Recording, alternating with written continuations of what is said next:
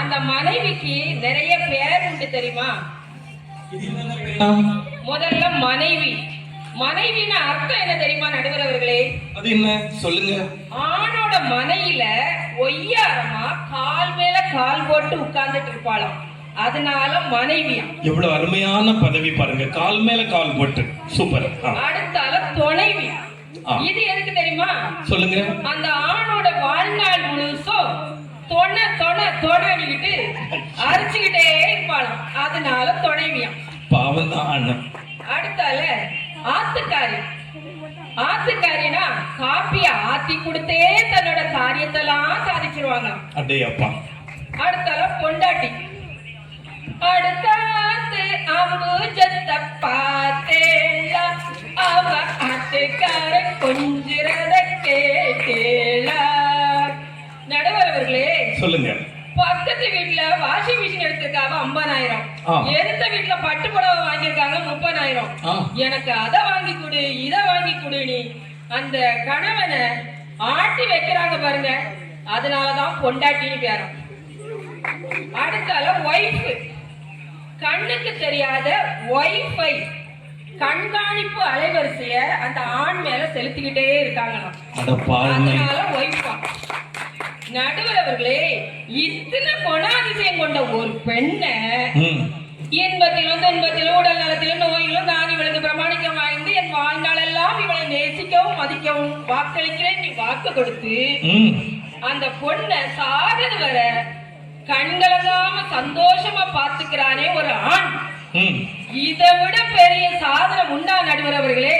அதான சூப்பர் சாதனை. ஆண்கள் உரலுக்கு ஒரு பக்கம் தான் இடி, ஆனா மத்த இடத்துக்கு இரு பக்கமும் 2 பக்கமும் இடி. நடுவர் அவர்களே, ஒரு ஆண் கல்யாணம் கட்டி வீட்டுக்கு வந்துட்டா ஒரு பக்கம் மனைவி ஒரு குத்து குத்துவா, அடுத்த பக்கம் அம்மா ஒரு குத்து குத்துவாங்க. சரி, 2 குத்தையும் தாங்கிக்கிட்டு அந்த குடும்பத்துல வர சோதனையெல்லாம் சாதனை ஆக்குறதே ஆண்கள் தான் நடுவர் அவர்களே, ஆண்கள் தான். அடுத்தால பழைய ஏற்பாட்டுல ஒரு மனுஷன் உண்டு, உங்களுக்கு தெரியுமா? யோபு. நல்லா தெரியுமா? யோபுவுக்கு சோதனையை கொண்டு வந்ததே சாத்தான் தான். கடவுள்கிட்ட பெர்மிஷன் வாங்கிட்டு தான் சாத்தான் சோதனையை கொண்டார். முதல்ல கால்நடைகள்லாம் சாவுது. அவன் யோபோட மனைவி என்ன சொல்றா? ஐயோ போச்சே போச்சே போச்சே போச்சேன்னு மாறி அடிக்கா. அடுத்தால கால்நடைகள் சாவுது, சொத்து சுகம் போகுது, பிள்ளைங்க எல்லாம் செத்து போயிறாங்க, அவர் உடம்புல எல்லாம் நோய் வருது, எல்லா சோதனையும் வருது. ஆனால் அவர் என்ன சொன்னார் தெரியுமா நடுவர் அவர்களே? என்ன சொன்னார்? கடவுள் தந்தார், கடவுள் எடுத்துக்கொண்டார், கடவுள் நாமம் வாழ்த்த பெறுக. இவ்வளவு பொறுமையான ஒரு பதில். அப்படி இருக்கிற யோபுக்கு கடவுள் எல்லாமே ரெட்டிப்பா, அவருக்கு சாதனை பண்ணல ரெட்டிப்பா கொடுத்தாரு. எதெல்லாம் ரெட்டிப்பா கொடுத்தாரு? சொத்தை ரெட்டிப்பா கொடுத்தாரு. சரி. கால்நடைகளை ரெட்டிப்பா கொடுத்தாரு. சரி. ரெட்டிப்பா கொடுத்தாரு. சரி. பொண்டாட்டி மட்டும் ஒண்ணுதான் கொடுத்தாரு. ஏன் தெரியுமா? என்ன? அவருக்கு தெரியும் ஒரு பொண்ணை வச்சு ஒரு ஆணால சமாளிக்க முடியாது, 2 பொண்டாட்டி கொடுத்து அவன் பாடு அந்த கதிதான். ஆமா. அடுத்தால பசங்க படிக்கிற பசங்களுக்கு வருஷத்துக்கு ஒருக்காதான் எக்ஸாம் வரும் நடுவர் அவர்களே. ஆனா கல்யாணம் ஆன ஆண்களுக்கு தினம் தினம் எக்ஸாம் வருது. அது என்ன? அது எப்படி? தினம் தினம் ஒவ்வொரு வருஷம் பாஸ் ஆகிட்டே இருக்காங்க, ஒவ்வொரு சோதனையும் சாதிச்சுட்டே தான் இருக்காங்க. வாச்ச மனைவி வரமா இருக்கணுமா, இல்லனா அம்மா வீட்டுக்கு போன மனைவி வராம இருக்கணுமா.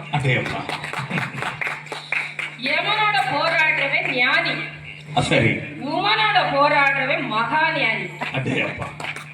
அடுத்தால வரவில் இருக்கும் சிக்கல், உறவில் இருக்கும் சிக்கல், இந்த 2ஆலும் வர்ற மனச்சிக்கல், இது 2ஐயும் சாதனை ஆக்குறது ஆண்கள் மட்டும் தான் நடுவர் அவர்களே. அது பார்த்தாலே தெரியுது. அடுத்தால ஒரு புடவை கடைக்கு போறோம்னு வைங்க, சரி, எவ்வளவு நேரம் எடுக்கிறாங்கன்னு உங்களுக்கு தெரியுமா? ஒரு நாள் முழுசா வந்து ஒரு புடவை எடுக்கணும்னா இந்த ஆண் என்ன தெரியுமா செய்வாங்க? என்ன செய்வாரு? சோதனை மேல் சோதனை போதுமடா சாமி, வேதனை தான் வாழ்க்கை என்றால் தாங்காது பூமி அப்படின்னு தலை மேல கைய வச்சுட்டு உட்கார ஆரம்பிச்சிருவாங்க. பாவம், அந்த கடைக்கு வெளியே உட்கார்ந்து இருப்பாரா? என்ன செய்ய, பொண்டாட்டி சந்தோஷமா இருக்கணும், அந்த சோதனையும் தாங்கி சாதனையா படைக்கதான் செய்ய வேண்டியது இருக்கு. அந்த சோதனையும் தாங்க வேண்டியதா இருக்கு. அடுத்தால இந்த சோதனைகளை கொண்டு வரதை யார் தெரியுமா நடுவர் அவர்களே? யாரு? இந்த பெண்கள் தான். எப்படி சொல்றீங்க? தொடக்க காலத்துல கடவுள் என்ன செய்தாரு? ஆதாமை ஏவாளையும் படைச்சாரு. ஆதாம் ஏவாளை படைச்சு சிங்காரவனத்தை படிச்சு இந்த ஏதேன் தோட்டத்துல சந்தோஷமா நீங்க உலாவுங்கன்னு விட்டாரு. ஆமா. ஆனா ஏவாள் என்ன பண்ணா? அந்த பாம்பு கொடுத்த கனிய சாப்பிட்டுட்டான். யாம் பெற்ற இன்பம் பெருகேன்னு தான் புருஷனுக்கு கொடுத்துட்டான். இந்த ஆம்பளை பாவம் அன்னைக்கே அப்படிதான் இன்னைக்கே அப்படிதான். பொம்பளை என்ன சொன்னாலும் ஓகேமா சரிமான்னு மண்டையாடிட்டு போறாங்க. மச்சா இருந்தா மலையேறி பழைக்கலாம் அப்படின்னு ஒரு கூற்று இருக்கு. அதுபோல இன்னைக்கு நடுவராக இருக்கிறது என்னுடைய மச்சான் தான். எனவே எங்களுக்கு சாதகமான தீர்ப்பு அமையும் என்று நான் முதற்கண் வேண்டி என் உரையினை தொடங்குகிறேன். இப்படி ஐஸ் வச்சாலாம் ஜெயிக்க முடியாது. பாயிண்ட் இருந்தாதான் மார்க். மங்கையராக பிறப்பதற்கு நல்ல மாதவம் செய்திடல் வேண்டும் என்னும் மகாகவியின் கூற்றுக்கேற்ப இன்றைய உலகத்தில் சோதனையை சாதனையாக மாற்றும் பெண்களின் சாதனை பற்றி உரையாட வந்துள்ளேன். களையும் எடுப்போம், கடினியும் செய்வோம், வயலுக்கு நீரும் இறைப்போம், வானில் விமானம் ஓட்டுவோம். முதலில் பெண்களின் சாதனைகளை எடுத்துக்கொண்டால் அன்னை தெரேசா அவர்கள் பற்றி நாம் எல்லாருக்கும் தெரியும். வாழ்ந்து கொண்டிருக்கும் பொழுதே நடமாடும் புனிதையாக வாழ்ந்த அன்னை தெரேசா ஒரு நாள் தன் குழந்தைகள் பசியால் வாடுவதை எண்ணி அந்த அம்மையார் ஒரு உணவு விடுதிக்கு சென்று அங்கே உள்ள மேலாளரை நோக்கி என் குழந்தைகளுக்கு உணவு கொடு என்று கூற அந்த உரிமையாளரானவன் அந்த அன்னை தெரசாவின் இரு கைகளிலே காரி உமிழ்கிறான். நடுவர் அவர்களே, இது வேதனையா சோதனையா? ஆனால் இந்த சோதனையும் சாதனையாக படைத்து அந்த அன்னை இன்று இந்த திருச்சபை அங்கீகரிக்கப்பட்ட ஒரு மகா பெரிய புனிதர் பட்டத்தை பெற்றுள்ளார். அந்த ஒரு சோதனையிலும் கூட தலை குனிந்து போகாமல் நிமிர்ந்து நின்று வெற்றி பெறுகிறார். சோதனையை வென்று விடுகிறார். எஸ், சிறிதும் முகம் மாறாமல் திரும்ப அவனே வந்து அவனுடைய மன்னிப்பு கேட்டு அவர்களுக்கு உணவு கொடுத்ததாக வரலாறு கூறுகிறது. அதே போல் இன்றைய தமிழக அரசாங்கமானது 1 to 5 வகுப்புகளுக்கு பெண் ஆசிரியர்களை நியமனம் செய்துள்ளது. கூட பார்க்கிறோம். காரணம், இந்த அம்மாமார்கள்லாம் பிள்ளைகளுக்கு பெரிய பெரிய 100 கிலோ 50 கிலோ கொண்டு பொத்தினி கொண்டு அந்த பாக்ஸை போட்டுட்டு வந்து என் பிள்ளைய பார்த்துடுங்க சாயந்தரம் 8 மணி வரை. ஆனா அது ஆண் ஆசிரியர்களால அவங்கள சரியான முறையில ஒண்ணுமே செய்ய முடியாது. ஒரு கட்டிடம் நல்லா இருக்க வேண்டுமானால் அந்த அடித்தளம் நல்ல முறையில் இருக்க வேண்டும். அந்த அடித்தளம் நல்ல முறையில் இருக்க வேண்டுமானால் நாங்கள் பெண் ஆசிரியர்களை நியமிக்க வேண்டும் என்று தமிழக அரசு தீர்மானித்து பெண் ஆசிரியர்களை நியமித்துள்ளது. எல்லா பிரைமரி ஸ்கூல்லையும் மேக்சிமம் நமக்கு பெண் ஆசிரியர்கள் தான் இருந்து அடித்தளமாக இருந்து அவர்கள் எதிர்காலத்தை உருவாக்குகிறார்கள். அது சரிதான். எங்கேயுமே பாருங்க, ஒரு பேருந்துல கூட நம்ம உள்ள போய் பார்த்தோம்னா என்ன தெரியும்? பெண்கள்னா அவ்வளவு ஒரு வீட்டிலையும் கண்கள், நாட்டிலையும் கண்கள். அந்த பொண்டாட்டி மூஞ்ச பார்த்தாலே எவ்வளவு சந்தோஷம் தெரியுமா? அப்பா அப்பா நல்லா இப்ப கல்ஃப்ல இருந்து வரேன்னா அவ்வளவு சந்தோஷம் இருக்கு. ஒரு பேருந்துல பாருங்க, ஒரு மகளிர் எடுக்க போங்க, அழகா இருப்பான். பெண்கள், மகளிர், பூவையர் அப்படி அருமையா எழுதி போட்டு போயிருப்பான். கொஞ்சம் திரும்பி இப்படி ஆண்கள் சைடு பாருங்க, திருடர்கள் ஜாக்கிரதை, கரம் சிரம் நீட்டாதுன்னு இப்படி தேவையில்லாததெல்லாம் போட்டிருப்பான். அவங்க ஒரு அரசாங்கத்துக்கே தெரிஞ்சிருக்குன்னா நான் என்ன சொல்லன்னு தெரியல. இப்ப இந்த எதிர்கட்சி அணியிலிருந்து நம்ம திருமதி எம்மி அவர்கள் என்னெல்லாமோ சொன்னாங்க, பாட்டெல்லாம் படிச்சாங்க. கொஞ்சம் இருங்க, நான் வரேன். அடுத்தால இந்த கல்பனா சாவ்லா விண்வெளியில் சாதனை படைத்தார். அப்படி பல ஆட்கள். ஒரு பழைய பாடல் கூட அருமையாக சித்தரிக்கிறது. மணப்பாற மாடு கட்டி மாயவர ஏறு போட் வயக்காட உழுது போடு செல்ல கண்ணு, நீ வயக்காட உழுது போடு செல்ல கண்ணு, சேர்த்த பணத்தை சிக்கனமா செலவு பண்ண பத்திரமா, அம்மா கையில் கொடுத்து விடு செல்ல கண்ணு. அப்பா கையில் இல்ல, நல்லா யோசிக்க. அம்மா கையில் கொடுத்து விடு செல்ல கண்ணு, அவங்க 600 ஆக்குவாங்க செல்ல கண்ணு. அம்மா கையில தான் கொடுக்க சொல்லிருக்காங்க. ஆமா, இவன் கையில இருந்து அவன் டாஸ்மார்க்ல போறான். அம்மானா அப்படி போதிஞ்சு பத்திரமா வீட்டுள்ள வச்சிருப்பாங்க. எல்லா சோதனையும் தாண்டி வெற்றி நடைபோடுவது பெண்கள் தான். திருமதி எமி அவர்கள் பாடல் மூலம் ஒரு கருத்தை தெளிவுபடுத்தினார்கள். சோதனை மேல் சோதனை போதுமடா சாமி, வேதனை தான் வாழ்க்கையிலே தாங்காது பூமி. ஆம்பளை அவ சேலை எடுக்க போனா இவனுக்கு அங்க என்ன வேலை? அவன் எப்பேற்பட்ட மாங்கா மடையனா இருப்பான். நீ 4 மணி நேரம்னாலும் எடுமா, 40 மணி நேரம்னாலும் எடுத்து நான் இங்கேயே குத்த வச்சிருக்கேன். அட மாங்கா மடையா, நீ வீட்டுல குத்த வச்சிரு, அங்க கடைக்கு போய் எதுக்குடா இருக்கணும்? அவன் எதுக்கு அவன் சொல்லியிருக்காங்கன்னு இவங்களுக்கு தெரியல. அவன் சொல்லியிருப்பான், அம்மா இங்க வா, நான் உனக்கு நல்ல ஐடியா சொல்லித்தாரேன். நீ இந்த மேல் வீட்டுக்காரி, கீழ் வீட்டுக்காரி, பக்கத்து வீட்டுக்காரி, இந்த வீட்டுக்காரி எவ்வளவு அணியாத ஒரு புடவையை எடுக்கணும், பழனி இருக்கணும், எத்தனை ரூபா போனாலும் பரவாயில்ல. அந்த நேரம் தான் இந்த அம்மா சொன்ன குற்றம் சொல்லியிருப்பா, நான் 4 மணி நேரம் இல்ல 40 மணி நேரம்னாலும் இருக்கேன். அது புரியாம இந்த எதிர்கட்சி இப்படி பேசிக்கொண்டிருக்கு. தாய் சிறு குழந்தையை வைஃபை போல் தான் கண்காணிக்கிறார். சின்ன பிள்ளைகளே அங்க ஓடும் இங்க ஓடும், அதை கண்காணிக்கிறது இது. ஆனால் அந்த தாய்க்கு பின் தாரம் என்ற ஒரு வேர்டு இருக்கு, அது அவங்களுக்கு தெரியல, இன்னவரும் தெரியல, சென்னையில இருந்தா தெரிஞ்சுக்கணும். தாய்க்கு பின் தாரம், அந்த தாய்க்கு பின் தாரம் அவ தானே மாதிரி ஹஸ்பண்டை கண்டுபிடிக்க, நீ டாஸ்மார்க்கு போறியா, நீ எந்த ரூட்ல போறா, உன் லைன் எங்க போகுது கண்காணிக்க ஒரு உரிமை அந்த இதுக்கு இல்லையா?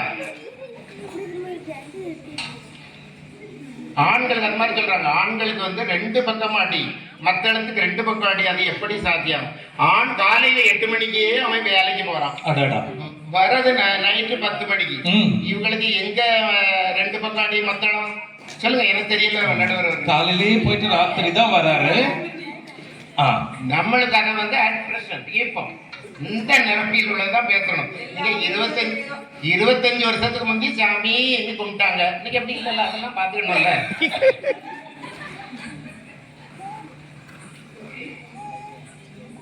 அடுத்தலாம் இது ஆதாம் கனி, ஏவாள் வந்து ஆதாம்கிட்ட தனிய குடிச்சுட்டாப்பிலையும் எல்லாம் சுத்தமா நாசமா போச்சான். சரி, அவன் அந்த அம்மா கொடுத்தாலும் நீ ஒரு ஆணா இருக்கவன் அதை கொஞ்சம் யோசிக்கண்டாமா? சும்மா அவன் தந்துட்டா நான் சாப்பிட்டுட்டேன் அப்படின்னு அந்த உலகத்தை ஏத்தின் தோட்டத்தையே எடுத்து வச்சுட்டு போயிட்டாள் அம்மாடு. சரி, அவன் என்ன சொல்லியிருக்கணும்? அம்மா நம்மளுக்கு கடவுள் சொன்னது என்ன, இந்த கனியை நம்ம சாப்பிடக்கூடாது அப்படின்னு நீங்க உண்ணல் ஆகாதுன்னு சொல்லியிருந்தா, ஆண் உண்மையிலேயே நான் பாராட்டுறேன், ஆண் ஒரு சிறந்த சாதனையாளர் என்று. அவனை எல்லாம் முடிச்சு தின்னுபிட்டு மொரட்டு பிடிக்க என்ன புண்ணியம்?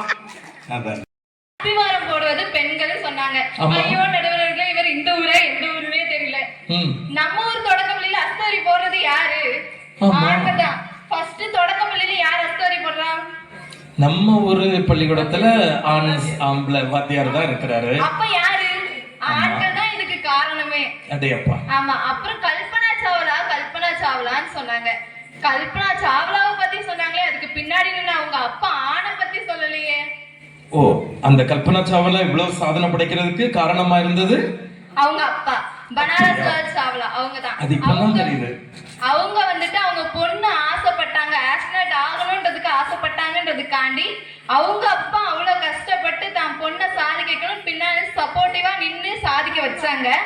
அதே போல அவங்க அப்பா கிட்ட வந்து அவங்க பொண்ணு கேட்டிருக்காங்க, அப்பா கடைசி காலத்துல நீங்க இறந்த பக்கம் உங்களோட உடல் வந்து ஒரு ரிசர்ச் சென்டருக்கு தான் போகணும்னு ஆசைப்பட்டதுனால அவங்க 90 வயசுல இறக்கும் போது கல்பனா சாவ்லாவோட மெடிக்கல் காலேஜ்ல தான் ரிசர்ச்சுக்கு டொனேட்டும் பண்ணியிருக்காங்க.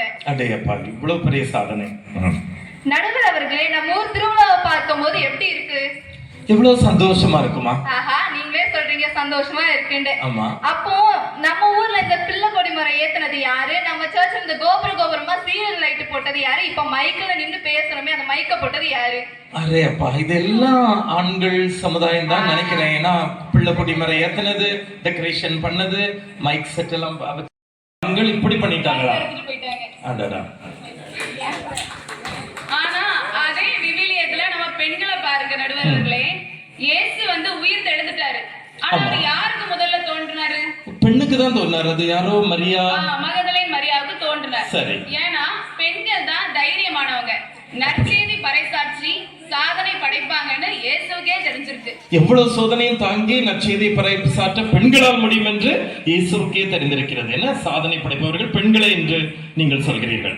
சரி, இதுல இருந்து என்ன தெரியுது நடுவர் அவர்களே? இயேசுநாதரையே சோதிச்ச அந்த ஆண்கள் பெண்களை சோதிக்காமையா இருப்பாங்க? அதான. நீங்களே நியாயத்தை சொல்லுங்க. இந்த சோதனைகள் மத்தியில வாழ்கிறதே பெண்களோட சாதனை தானே. அதுவே பெரிய சாதனை. இதுல சைக்கிளும் பெண்களுக்கும் மத்தியில ஒரு ஒற்றுமை இருக்கு நடுவர் அவர்களே. அத பத்தி நீங்க என்ன நினைக்கிறீங்க? வருஷத்துல 365 நாளும் போட்டு மிதின்னு மிதிச்சிட்டு இந்த மார்ச் 8ஆம் தேதி உமன்ஸ் டேக்கு மட்டும் ஸ்டேட்டஸ் போட்டு பெண்கள் எங்கள் கண்கள்னு போட்டுருவாங்க. ஆனா அந்த உமன்ஸ் டேக்கு எங்களை என்ன கொண்டாடவா செய்யறாங்க? ஒரு நாள் ரெஸ்ட் தராங்களா? அதுவும் கிடையாது. அன்னைக்கு உமன்ஸ் டே ஏதாவது ஸ்பெஷலா சமைச்சு தாங்க அப்படின்னு சொல்றாங்க. இப்ப நாட்டை ஆள்பவனை என்ன சொல்லுவாங்க நடுவர் அவர்களே? சிறந்த தலைவர்கள் சொல்லுவாங்களா? ராஜான்னு சொல்லுவாங்க. அப்படித்தானே? அவரோட மனைவி என்ன சொல்லுவாங்கன்னா நாட்டை ஆளும் ராணினா சொல்லுவாங்க. இல்ல, ராஜாவின் மனைவி ராணி அவ்வளவுதான் சொல்லுவாங்க. அதே மாதிரிதான் வீட்டை ஆள்றவங்கள இல்லத்தரசின்னு வெளியே சொல்லிக்கிறாங்க. ஆனா வீட்டுல அப்படியா இருக்கு? வேலைக்காரி மாதிரி தான் வச்சுட்டு இருக்காங்க. காலையில எந்திரிச்சதுல இருந்து வீட்டுல மாமனார் மாமியார் கணவர் குழந்தைகள்னு எல்லாருக்கும் பிடிச்சத செஞ்சு கொடுக்கணும்.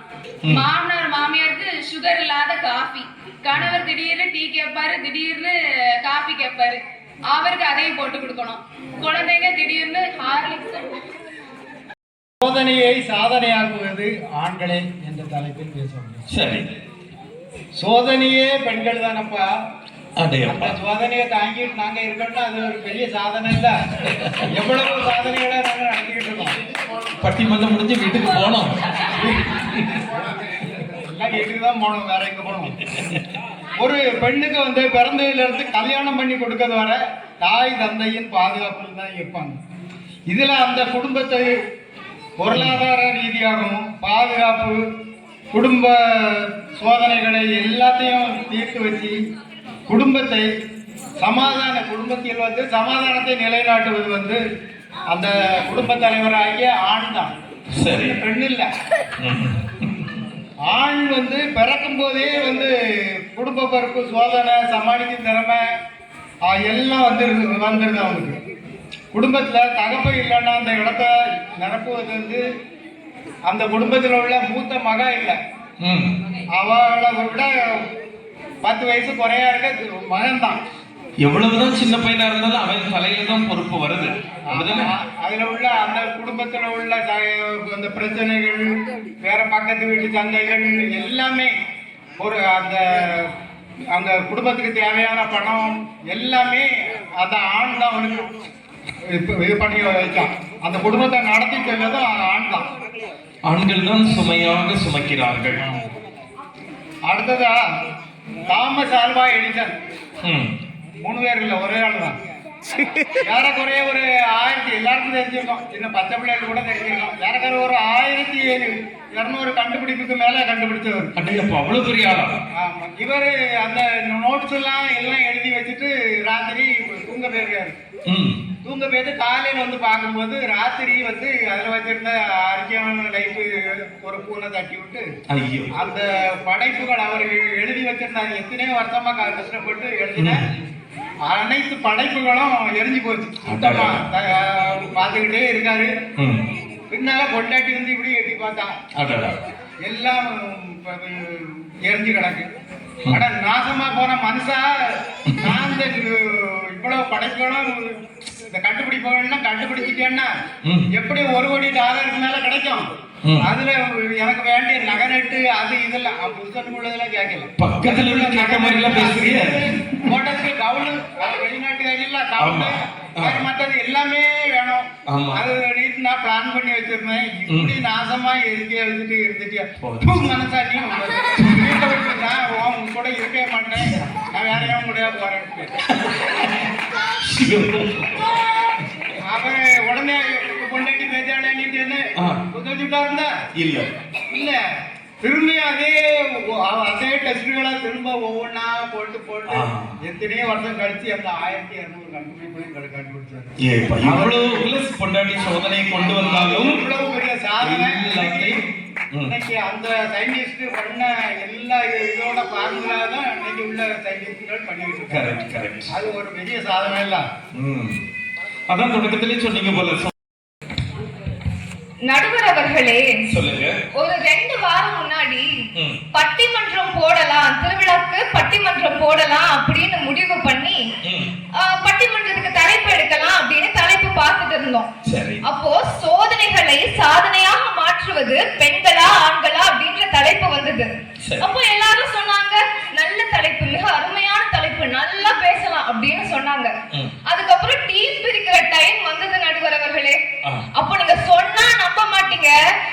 இருக்கிறதுல ஒரு நபர் கூட ஆண்கள் சைட் பேசுறதுக்கு ரெடியாவே இல்ல. எப்படி ஒரு நபர் கூட ஆண்கள் சைட் பேசுறதுக்கு ரெடியா இல்ல. அதான் இங்க ஆண்கள் தான் சாதனையாளர்கள் சோதனையாளர்கள் சொல்லிட்டு இருக்காங்க. இது 4 பேரே சேர்த்துதான் சொல்றேன். யாருமே ஆண்கள் சைட் பேச ரெடியா இல்ல. இத நான் ஏன் சொல்றேன்னா, ஒரு விவாதம் தொடங்குவதற்கு முன்பே, ஒரு பட்டிமன்றம் தொடங்குவதற்கு முன்பே எதிரணியினரின் மகத்தான ஆதரவை பெற்ற பெருமை எங்க அணியே சாரும். அதனால வாகைசூடா வெற்றியாளர்களாக அமர்ந்திருக்கும் எங்க அணியினரையும், ஐயோ ஆண்கள் சைட் பேசுற நிலைமை வந்து போச்சே, நமக்கு வந்த சோதனை அப்படின்னு உட்கார்ந்து இருக்கிற எங்கள் எதிர் அணியினருக்கும், பெண்கள் தான் சாதனையாளர்கள் அப்படின்னு நச்சுன்னு தீர்ப்பு வழங்க வந்திருக்கும் எங்க நடுவர் அவர்களுக்கும், எங்க விவாதத்தை காண வந்திருக்கும் பண்பு மாநகர் மக்கள் அனைவருக்கும் எனது வணக்கத்தை கூறி என் விவாதத்தை துவங்குகிறேன். நடுவர் அவர்களே, 1971 வருஷம் என்ன சிறப்புன்னு தெரியுமா? என்ன சிறப்பு? 1971 இந்தியாவுக்கும் பாகிஸ்தானுக்கும் மிகவும் பதற்றமா இருந்த ஒரு காலகட்டம் அது. உலக நாடுகள் அனைத்தும் இந்தியாவுக்கும் பாகிஸ்தானுக்கும் தோல் வாரே வந்துரும், 3வது உலக போர் வந்துரும் அப்படின்னு ரொம்ப பயந்துட்டு இருந்தாங்க. அப்போ அன்றைய உலகில மிகவும் செல்வாக்கு பெற்றிருந்த அமெரிக்கா பாகிஸ்தானுக்கு சப்போர்ட் பண்ணி பாகிஸ்தானுக்கு ஆதரவாக இருந்தது. இந்தியாவின் மேல் பல தடைகள் விதிக்கப்பட்டது. ஆனா அன்றைய பிரதமர் கொஞ்சம் கூட மனம் தளரல. மிகவும் நேர்த்தியாக போருக்கான ஏற்பாடுகளை செய்து போரை முன்னெடுத்து சென்றார். அந்த போரின் முடிவு என்னன்னு தெரியுமா? அமெரிக்க போர்க்கப்பல் இந்திய பெருங்கடலை நெருங்குவதற்கு முன்பே இந்தியா பாகிஸ்தானை வெற்றி கொண்டது. எப்படி? அமெரிக்க போர்க்கப்பல் இந்திய பெருங்கடலுக்கு வரும் முன்பே இந்தியா பாகிஸ்தானை வெற்றி கொண்டது. கேட்கறதுக்கே மெய் சிலிர்க்குது இல்ல? அன்றைய எதிர்கட்சி தலைவர் வந்து பார்லிமெண்ட்ல எழுச்சி நின்று இந்தியாவின் துர்காவே வருக அப்படின்னு அந்த பிரதமரை வரவேற்றாங்க. அது எந்த பிரதமர்? அந்த பிரதமர் வேற யாரும் இல்ல, இந்தியாவின் முதல் பெண் பிரதமர் திருமதி இந்திரா காந்தி அம்மையார் தான். கெட்ட பழக்கம் நல்ல பழக்கம் அதெல்லாம் சரிதான், இவ்வளவு சோதனைகள் அனுபவிச்சோம்னு சொன்னாங்க. இதுல சாதனை வரவே இல்லையே. நம்ம டாபிக் எதுங்கிறத மறந்துட்டாங்க போல தெரியுது. நம்ம டாபிக் என்னது? சோதனையை சாதனையாய் மாற்றுபவர்கள் பெண்களா? சொல்லுங்க நடுவர்களே. ஆண்களா? பாத்தீங்களா, ஆண்களா? அவங்களே தீர்ப்ப முதலே சொல்லிட்டாங்க. முல்லைக்கு தேர் கொடுத்தான் பாரி, மயிலுக்கு தோகை கொடுத்தான் பேகன். இப்படிப்பட்டவங்க எல்லாம் கேள்விப்பட்டிருக்கீங்களா நடுவர்களே? அதான வரலாற்றில் படித்திருக்கிறோம், கற்றிருக்கிறோம். அவங்க எல்லாம் வள்ளல்கள். எங்களுக்கு தெரியும் நீங்க ஒரு பெரிய வள்ளல். இங்க இருக்கவங்க எல்லாருக்கும் உங்க வள்ளல் தன்மையை காண்பிக்குமாறு சோதனையை சாதனையாய் படைப்பவர்கள் ஆண்கள் நீங்க கூறி உங்களுடைய வள்ளல் தன்மையை எல்லாருக்கும் காட்ட நடுவர்களே. பாறை பார்த்திருப்பீங்களா? அது எவ்வளவு உறுதியானது. அந்த பாறையால எவ்வளவு அடி கொடுத்தாலும் அந்த வலியை தாங்கிடும். உளி வந்து அந்த பாறை மாதிரி செதுக்கி செதுக்கி வச்சு ஒரு அழகான சிற்பமா அது வந்து உருவாகுது. இதே மாதிரிதான் ஆண்கள். அவங்க வந்து அவ்வளவு வலியை தாங்கிதான் என்ன பண்றாங்க, ஒரு அழகான அவங்க சோதனைய சாதனையா மாத்துறாங்க நடுவர்களே. அது மட்டும் இல்ல, பட்டல எந்த சோதனை வந்தாலும் பதட்டப்படாம சிந்திச்சு சந்திச்சு செயல்படுவதுதான் நம்ம ஆண்கள் நடுவர்களே. அது முதல்ல தெரிஞ்சுக்கோங்க. அடுத்தால நம்ம ஒரு தர்மகர்த்தா யாரு நடுவர்களே? செல்லத்துறை அவர்கள். அவங்க யாரு? ஒரு ஆண் தானே. அதே மாதிரி நம்மளுடைய நிர்வாகிகள் யாரு? அவர்களும் ஒரு ஆண்கள் தானே. அவங்க அவ்வளவு வேணும். அவங்க வாழ்க்கையில வரக்கூடிய சோதனைய கண்டிப்பா சாதனையா மாத்துவாங்கிற நம்பிக்கையில தான் நம்ம அவங்கள தலைவர்களா வச்சிருக்கோம். அப்ப இதுல இருந்து தெரியலையா, சோதனையை சாதனையை மாற்றுவது நம்முடைய ஆண்கள் தான் என்று. அடுத்தல உங்களுக்கு கவிஞர் வாலியை பத்தி தெரியும் நினைக்கிறேன். தெரியும் உங்களுக்கு? தெரியும் தெரியும். அவர் வந்து முதல் தொடக்கத்துல அவருக்கெல்லாம் எந்த ஒரு வாய்ப்புமே கிடைக்கல நடுவர்களே. அவர் என்ன பண்ணாருன்னா, சரி அப்ப நம்ம ஊருக்கு போயிருவோம் அப்படின்னு சொல்லிட்டு ஸ்ரீரங்கத்துக்கு அவருடைய ஊருக்கு போகலான்னு சொல்லி ரயில்வே ஸ்டேஷன்லவே படுத்திருக்காரு. அப்படி படுத்திருக்கும் போது திடீர்னால ஒரு அந்த காற்றுடன் கூடிய ஒரு இசை அவருக்கு வந்திருக்கு நடுவர்களே. அது என்ன பாட்டு தெரியுமா? என்ன? மயக்கமா கலக்கமா மனதிலே குழப்பமா வாழ்க்கையில் நடுக்கமா உனக்கும் கீழே உள்ளவர் கோடி நினைத்து பார்த்து நிம்மதி நாடு. அதாவது உனக்கு கீழேயும் நிறைய பேர் இருக்காங்க, அதை முதல்ல நீ மனசுல வச்சுக்க. அந்த ஒரு லைன் அவருடைய மனசு தொட்டு திருநவர்களே. உடனே அவர் என்ன பண்றாரு, மறுபடியும் போய் ஒவ்வொரு இடமா நம்ம பைபிள்ல சொன்ன மாதிரி தட்டுங்கள் திறக்கப்படும் சொன்ன மாதிரி தட்டுறாரு. அவருடைய வாழ்க்கையை அவர் அவ்வளவு சோதனை அவர் சாதனையா மாற்றாரு நடுவர்களே. சகோதர சகோதரிகளுக்கும் மற்றும் இங்கு கூடியுள்ள அனைவருக்கும் எனது முத்தான வணக்கத்தை கொத்தாக தெரிவித்துக் கொள்கிறேன். நடுவர் அவர்களே, போன மாசம் 10th 12th ரிசல்ட் வந்தது. யார் அதிக மதிப்பெண் வாங்கினா? எல்லா ரிசல்ட்டும் பெண்கள் பக்கம் தானே? பெண்கள் தான் நடுவர் அவர்களே. இந்த வட்டம் மட்டுமல்ல, எல்லா வருஷமும் பெண்கள் தான் ஃபர்ஸ்ட். இதுல இருந்தே தெரியலையா சோதனையை சாதனையா மாற்றுறது பெண்கள் தானே? படிப்பே ஒரு சோதனை தானே. எல்லாத்தையும் சோதனைகள் எல்லாம் மாற்றி சாதனைகளாக படைத்தது பெண் குழந்தைகள் தான். நடுவர் அவர்களே, இன்னொரு கேள்வி. பெண் குழந்தைகள் 10 மாசம் முடிஞ்சுதான் பிறப்பாங்க. ஆண் குழந்தைகள் 10 மாசத்துக்கு முன்னாடியே பிறந்துருவாங்க. ஏன் தெரியுமா? அது ஏன்? ஆண்கள் பிறந்ததுல இருந்தே ஆண்களுக்கு கணக்கு வராது நடுவர் அவர்களே. அப்புறம் எப்படி மார்க் வாங்குறது? பூனை கண்ணை மூடுனா உலகமே இருட்டா இருக்கும்னு நினைச்சிடுமா? அது மாதிரிதான் இருக்கு நம்ம சகோதரி சுகிதா சொல்றது. இன்னைக்கு எந்த துறையில பெண்கள் இல்ல, சாதனை படைக்கல. விதை ஊன்றுவதிலிருந்து இருந்து விமானம் ஓட்டும் வரை பெண்கள் தான் இருக்காங்க, சாதனை படைக்கிறாங்க. மற்ற சுகிதா சொன்னாங்க, சுகிதாவே ஒத்துக்கிட்டாங்க, பெண்கள் தான் ஆண்களை செதுக்கும் மொழியாக இருக்காங்கன்னு சொல்லிட்டு. சோதனை வேதனை எல்லாம் பெண்களுக்கு தான். காலையில எழுதுறதுன்னு சமையல் அறையில சுத்தம் செய்யறது, பாத்திரத்தை சுத்தம் செய்யறது, சமைப்பது, துவைப்பதுன்னு ஒரு நாள் மோட்டார் ரிப்பேர் ஆனாலோ பவர் போனாலோ அந்த வேலையை முடிப்பதே பெரிய சோதனையா இருக்கும். சோதனையிலேயே பெரிய சோதனை என்னன்னா, என்ன இன்னைக்கு சமைக்கலாம் அப்படிங்கிறது தான். நான் என் மகன்கிட்ட இன்னைக்கு கேட்டேன், என்ன சாப்பாடுமா வைக்கணும்னு. அதுக்கு அவ சொல்றா, மம்மி நீங்க சோறு வைங்க, அதுக்கு நான் பேர் வைக்கிறேன். இப்படி பெரிய சோதனை எல்லாம் சந்திக்க வேண்டியதா இருக்கு. நடுவர்களே, பெண்கள் வாழ்க்கை போராட்டமானது அப்படிங்கிறது பார்க்க தெரியாது, பார்க்கவும் தெரியாது.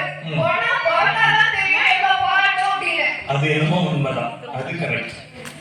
பறக்கிறது விடுங்க நடுவர் அவர்களே. ஒரு குழந்தை கருவில் இருக்கும் போதே பெண் குழந்தைகளுக்கு போராட்டம் அப்படிங்கிறது தொடங்குது. ஒரு பெண் குழந்தை பிறக்கும் போது கள்ளிப்பால் குடிக்காமல் தாய்ப்பால் குடித்தால் அதுவே ஒரு சாதனை தான். சரி, இப்போ ஒரு குழந்தை பிறகுது, பிறகு அதே குழந்தை ஸ்கூலுக்கு போகுது. முன்னாடிலாம் ஸ்கூல்ல என்ன சொல்லி கொடுப்பாங்க? நல்ல பழக்கம்னா என்ன, கெட்ட பழக்கம்னா என்ன அப்படின்னு சொல்லி கொடுப்பாங்க. ஆனா இன்னைக்கு அப்படியா? இல்ல, நல்ல தொடர்தல்னா என்ன, கெட்ட தொடர்தல்னா என்ன அப்படின்னு சொல்லி கொடுக்கிற காலகட்டத்துல நம்ம வாழ்ந்துட்டு இருக்கோம். இதுவே ஒரு சோதனை இல்லையா? அப்படிப்பட்ட சோதனைப்பட்ட காலத்துல பெண் குழந்தைகள் வாழ்ந்து கொண்டிருப்பதை எடுத்து காட்டுகிறீர்கள். கண்டிப்பா. சரி, ஸ்கூல்ல விடுங்க, விளையாட போலாம் அப்படின்னு போனா அங்கேயும் பெண்களுக்கு எதிரான பாலியல் வன்கொடுமைகள் தலைவிரித்து ஆடுது. இங்க பதில் சொன்னார் பெண்கள் தான் என்று. இரண்டாவது ஒருவர் சொன்ன பதில், ஃபாதர் எனக்கு இப்பதான் கல்யாணம் முடிஞ்சிருக்கு, என்னைய வம்புல மாட்டி விடாதீங்க அப்படின்னு சொல்லிட்டு. மூன்றாவது ஒருவர் சொன்னார், எல்லாத்தையும் கொட்டி கழிச்சு பார்க்கும்போது ஆண்கள் மாதிரி தான் தெரியுது ஃபாதர் அப்படின்னு சொன்னாங்க. இப்படி பல வித கருத்துக்களை நாம் வெளியிலும் பகிர்ந்து கொண்டோம், மேடையிலும் பகிர்ந்து கொண்டோம். இன்னும் பேச்சுக்களை வைத்து பார்க்கும்போது அதிகமாக சோதனைகளை எல்லாம் சாதனைகளாக மாற்றுவது ஆண்கள் தான் என்று எனக்கு மனதில் நன்றாக தெரிகிறது.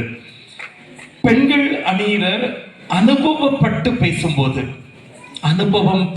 பேசும்போது அவர்கள் பக்கம் தீர்ப்பு சொல்ல வேண்டுமோ என்ற ஒரு எண்ணம் எனக்கு வந்து கொண்டிருந்தது.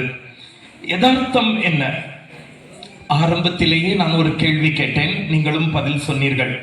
அதாவது சோதனை யாருக்கு அதிகமாக இருக்கிறதோ அவர்கள்தான் சாதனைகளும் படைப்பதிலும் அதிகமாக இருப்பார்கள்.